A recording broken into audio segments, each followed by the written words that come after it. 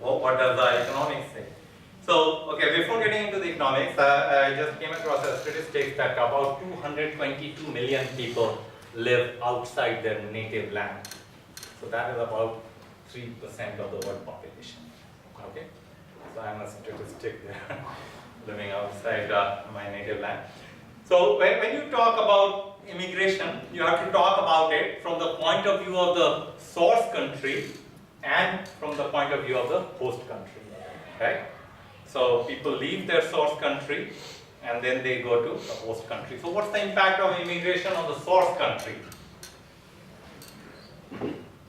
The general concern is that there's brain drain, so it's bad for the source country. Okay? So there may be an element of truth to it. There's brain drain. But there's also some evidence that when people leave, if the people who are leaving are more skilled, then those who remain behind, they have an incentive to acquire more skill. Does that make sense? So that they have a chance to leave, migrate as well. So a lot of countries have these skilled visas, right, that qualify you to migrate, Australia, Canada, whatever. So you have an incentive to acquire more skill, and that can raise the level of skill of the source country. There's one very nice study done for Fiji. So there was a revolt in Fiji in 1987. I was in college at that time, and we had a student here. His dad was India's ambassador to Fiji. So we used to call him Fiji actually. His nickname was Fiji, Srinivasan. And his dad was beaten up by some goons there, and he was kicked out of Fiji actually. And but so this study finds that after the revolt, a lot of people of Indian origin left Fiji for places like Australia and New Zealand. And the impact of that, they studied what was the impact of that, and they found that it led to an increase in the level of skill of the population that remained behind. They had a greater incentive to acquire skill, and they did that, and so that improved the overall skill level of Fijians left behind, and so that was a positive effect. And then you have a whole lot of evidence on the immigrants sending money back home. Okay, so places like Kerala, you have a large number of people living in the Gulf, and they send money back, and that helps their family set up business, their children go to school. So you have this phenomenon in the US-Mexico case. A lot of Mexicans live in the US, they send money back home, and that has led to creation of businesses and better schooling of their children and so on.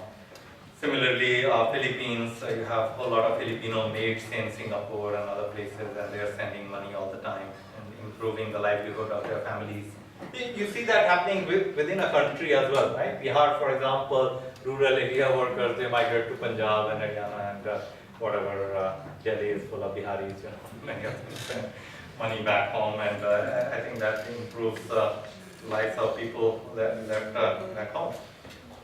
Well, what is the impact on the host country? Now, this is more controversial. So, the traditional economic theory says that it would tend to hurt the native workers because people are coming in. It would tend to hurt the native workers, but help other factors of production like capital and land, whatever. So, if a lot of agricultural workers come into the US and work on agricultural farms, that may hurt native agricultural workers, but it is going to help the farm owners in the US. Similarly, in other places, businesses will make more money if they have more people to hire from and so on.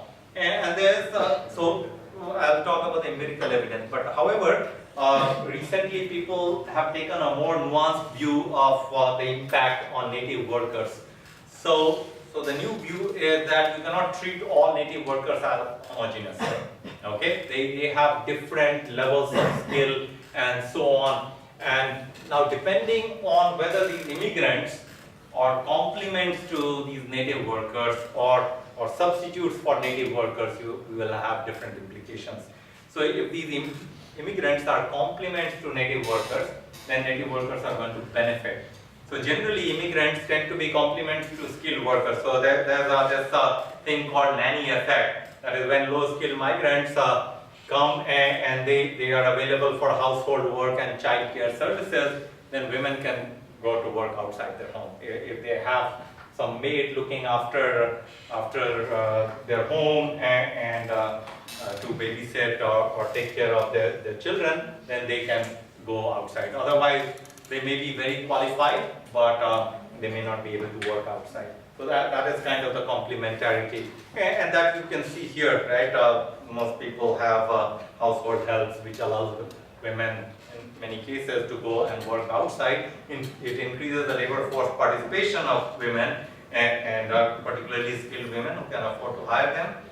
So we have a gardener and a cleaning lady, both are Mexicans, and that's why me and my wife, both of us can work, and we can raise 2 kids. So we can see skill complementarity firsthand. And however, if you are a native worker who is doing those jobs, gardening and working as a maid, then you have more competition from immigrants, so there will be downward pressure on your wages. And what's the evidence? People have found slight evidence of a negative effect on native workers who have low skill, but not much. So there's one study, famous study done by David Card, who's a professor at UC Berkeley, and he studied something called Mariel boat lift. Has anyone heard of Mariel boat lift? No. So Fidel Castro, who recently passed away, he allowed a lot of Cubans to leave Cuba for a 6-month period in 1980 actually, from 15th April to 31st October. He allowed a lot of Cubans to, and they were mostly in jail, so criminals and some other people said, okay, you guys are free to go. So they just took a boat and reached Miami. So a lot of them, more than 100,000 Cubans left Cuba and reached Miami. So David Card has studied the impact of this. So they were mainly less skilled workers. The impact of this on the wages of workers in Miami. So Miami's population increased by 20% or something because of this migration. And as a percentage of workforce, they were even more because they were relatively younger people. So he didn't find any significant negative effect. And what he found was that actually a lot of natives moved elsewhere in response to this migration. But there are other systematic studies of other events like this, and they found that for workers at the low skill level, there's a slight negative impact, but most other workers of higher skill, they gain from immigration. And as far as skilled migration is concerned, that is generally considered to be positive in all host countries, because skilled workers bring a lot of ideas, innovation things, they set up new businesses, they create jobs and things like that. So it's generally considered to be positive, and that's why a lot of countries have this point system for visas where they encourage skilled migration. And one huge example of beneficial effect of skilled migration is Israel, where after the breakdown of the Soviet Union, about 600,000 Russian Jews moved to Israel in early 90s, and they were all very highly skilled engineers and mathematicians and scientists and so on. And that gave a huge boost to the Israeli economy. There are several high-tech companies which were set up by these guys which are world leaders now. Company like SanDisk, something that you may have heard of, is an Israeli company. So Israel has a vibrant high-tech sector. And so there's no dispute about the gains from skilled migration. There's also some concern about migrants putting pressure on local public good provision like health, education, and so on, but the evidence is not clear. There's another dimension of immigration which is linked to our Parsi story, that they also bring their culture to the host country, okay, and they enrich the culture of the host country. So if you read US economic history, you realize that before the Italians and Polish came, the US diet was pretty bad. They would just keep eating pork all the time. But then Italians came, and that completely changed the diet of the US. Now they were having more pasta and other things, healthier stuff. And if you go to England now and see everyone eating chicken tikka masala that has become their main dish. They serve in trains and everywhere, and so it has enriched the British food, because British food used to be quite lousy, right? They don't have much of a cuisine. So it enriches the local culture. You can have a lot of ethnic food and so on. However, perceptions matter. If you create the perception that immigrants are bad, that can have a major impact. It played a role in the Brexit vote. There have been systematic studies of Brexit, and the support for Brexit was strongest in areas which had a significant foreign-born population.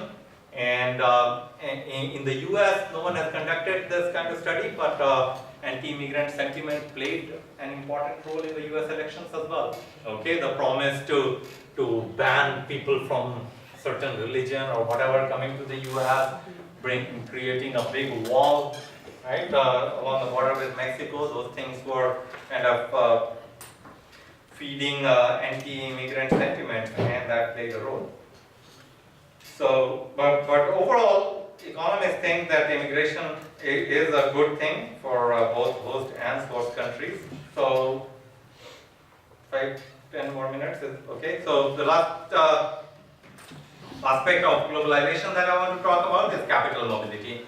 So you can think of two broad types of capital mobility, something that I alluded to in the beginning. One is direct foreign investment. So how do we know whether a certain kind of investment is direct foreign investment or not? Here, the investor has to have a controlling share. Okay, that's how we define direct foreign investment. So controlling share means the definition varies. It could be 51% or whatever. So in the case of direct foreign investment, it's generally believed, and there's solid evidence that it's good for the host country. So if General Motors sets up a plant in Pune and produces cars, it's good for India. Why? Because they're bringing in a new technology, okay, new way of producing cars, right? Before these foreign companies came and started producing cars in India, we had Fiat and Ambassador, and we saw the result of that. For 40 years, there was no change. It was the same exact car that kept being produced over and over again. They had no incentive to innovate anything. Now the car market has changed completely in India. Okay, so after they came, even Fiat started innovating, and they started coming up with these better models and things, but they didn't do it for 30 years or 40 years when there was no competition.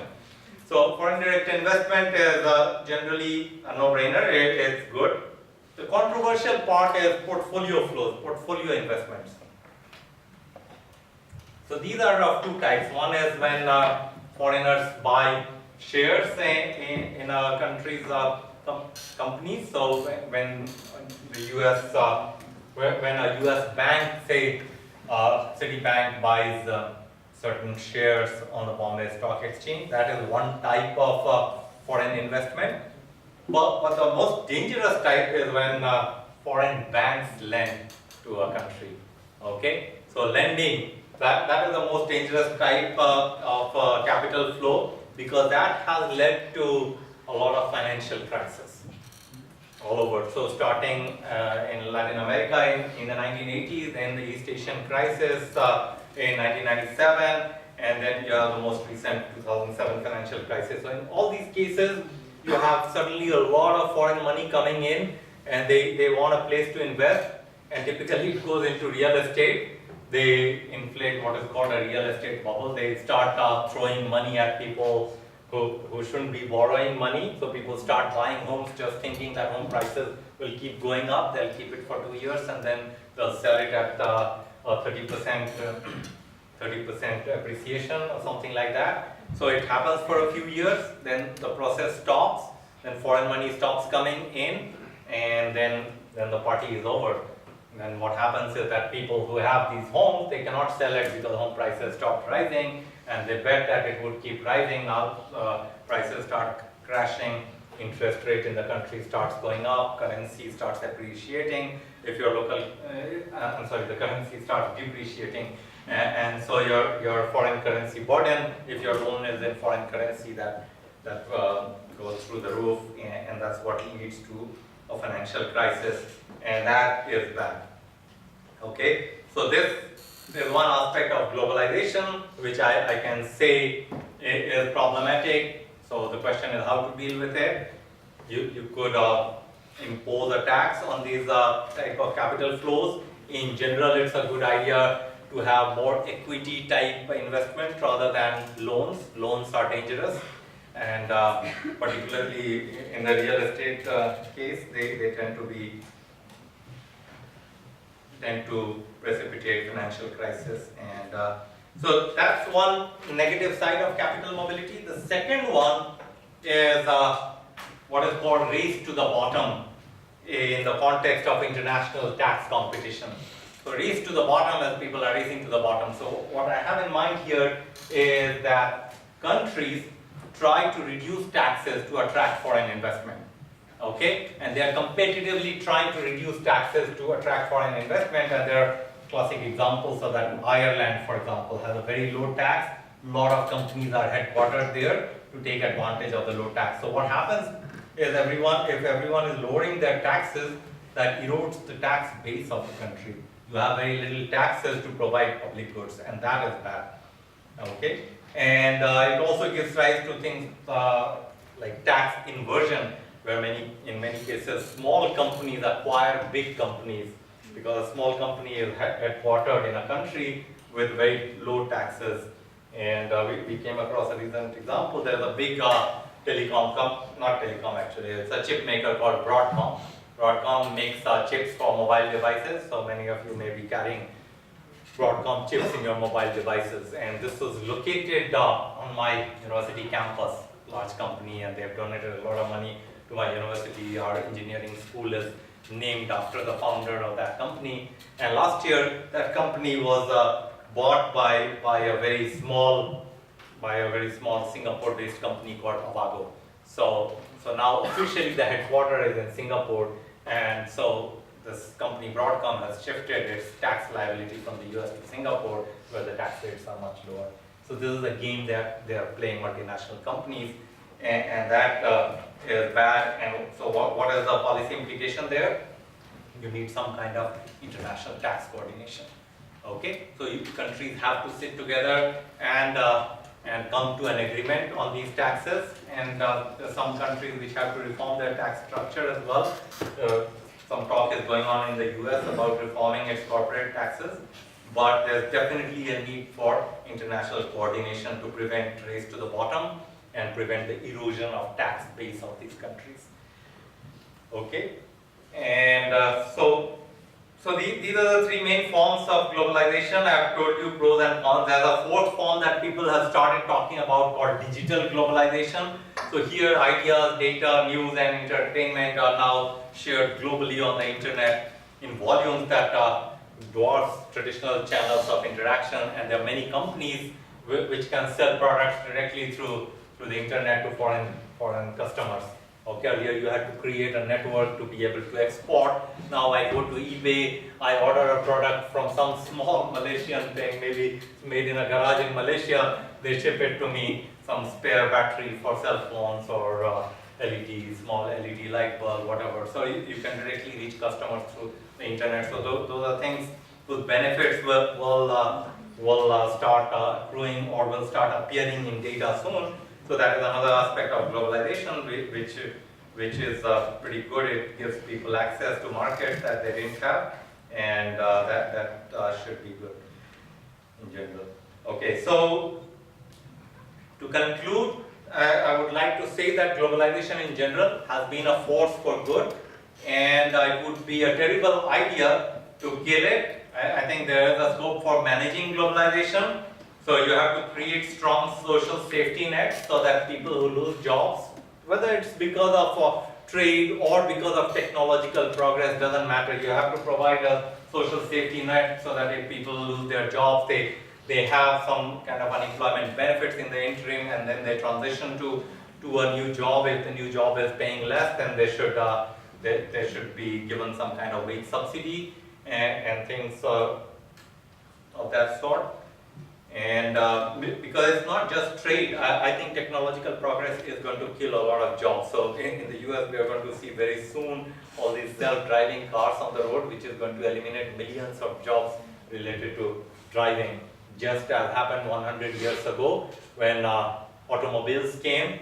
It killed a lot of jobs associated with horse-drawn carriages. So not only horses became unemployed, but horse carriage drivers. Not only that, thousands and thousands of people employed in all cities cleaning horse poop and urine and all kinds of things. So it was a whole industry. Okay, so it was not just horses running on the road. You had to clean the streets and things. So all those jobs were gone. And similarly, a lot of jobs are going to go away in the US and elsewhere. So 6 months back, I was in India. I was taking Uber from Red Fort to somewhere, and I was talking to the driver. There was a 21-year-old guy. I was asking him, why isn't he in college? Why is he driving Uber? He said, oh, I'm making 30,000 rupees a month. And I'm very happy. I told him maybe this job will disappear in 10 years. So what are you going to do? You will have self-driving cars, and so a lot of disruptions are going to happen. In general, a lot of jobs which are routine jobs, they will be done by machines. Okay, so jobs which require some kind of cognitive skills, some kind of creativity, those are the jobs that will remain. So it's a good idea to acquire skills to be able to do those jobs. Okay, so math, statistics, communication skills, these are important skills to have for going forward in the future, for a globalized world and world where most of the standard jobs will be done by robots and so on. Okay, capital mobility is a concern, so you need international tax coordination and also maybe some kind of restrictions on short-term capital flows to prevent these financial crises. And I guess that's all I wanted to say.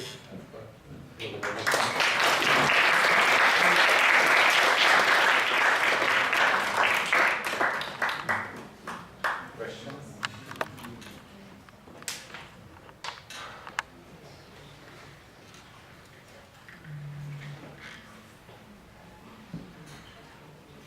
Everything is clear.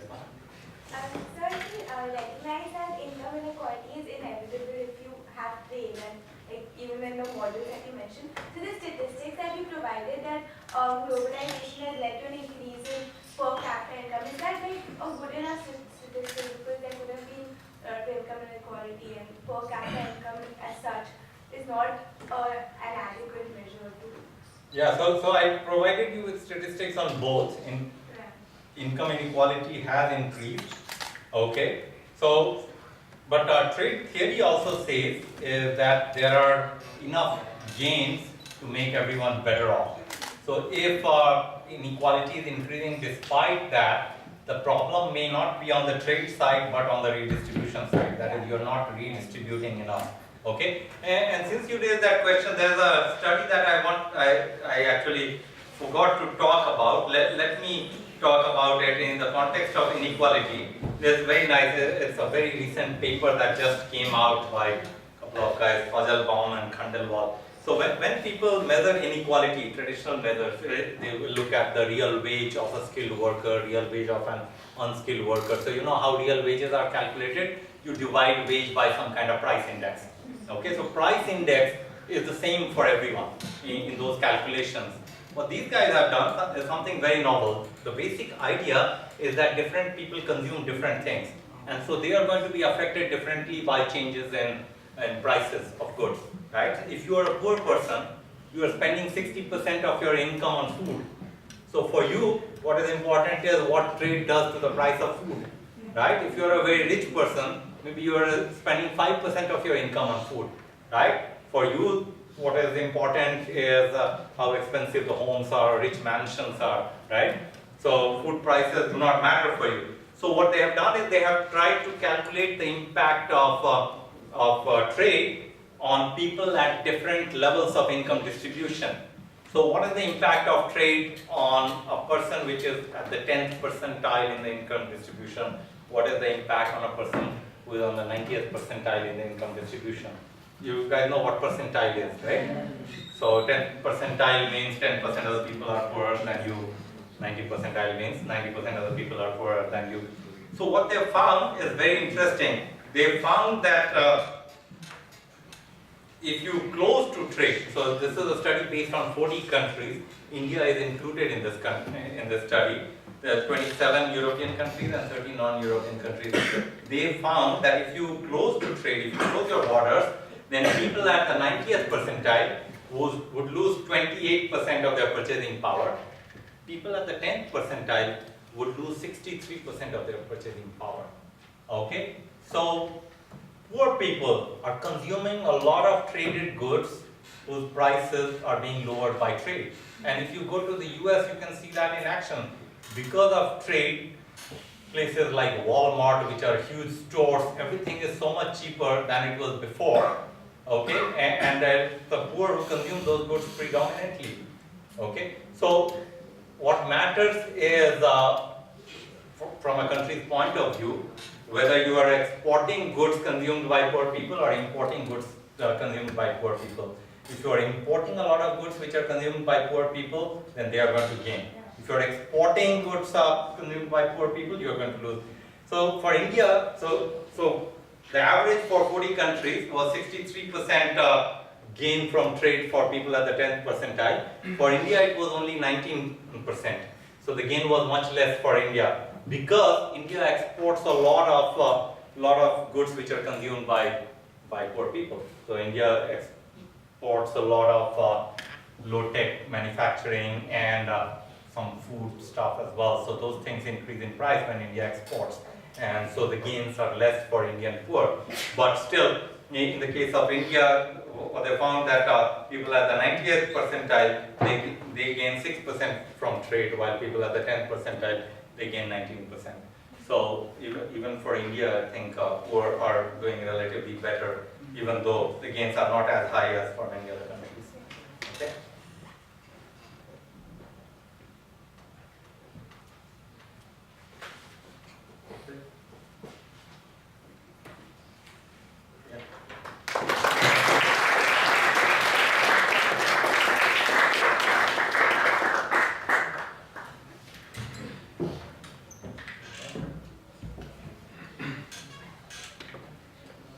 Any more questions? All right. On behalf of all of you, I would like to say thank you to Priyaranjan, PRJ as I call him, for taking time out and for enlightening us on this. Are you sure you don't have any other questions? Tired. Thank you, PRJ. Thank you, Dr. Jha. Thank you, all of you.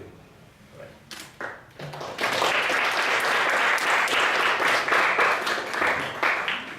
And if you have a non-economics question, anything about career, US, feel free to ask. You don't have to ask publicly, you can come here and ask.